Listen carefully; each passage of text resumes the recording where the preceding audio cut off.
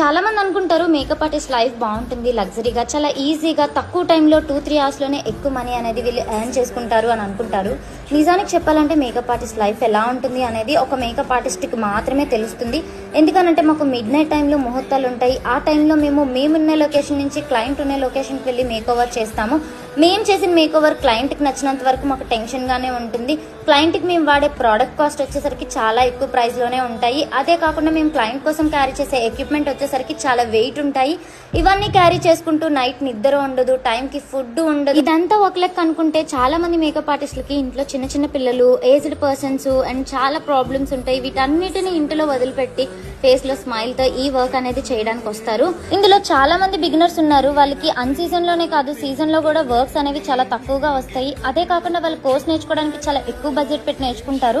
వాళ్ళకి తెలియకుండానే ఎక్కువ ప్రోడక్ట్ తీసుకొని చాలా ఇబ్బంది కూడా పడుతుంటారు. సో ఇన్ని స్ట్రగుల్స్ ఉన్న మా ఫేస్ లో హ్యాపీనెస్ అనేది ఎప్పుడు వస్తుందంటే, క్లయింట్ మేము చేసిన మేకోవర్ నచ్చింది అనే ఒక్క మాటతో మాకు హ్యాపీనెస్ వస్తుంది.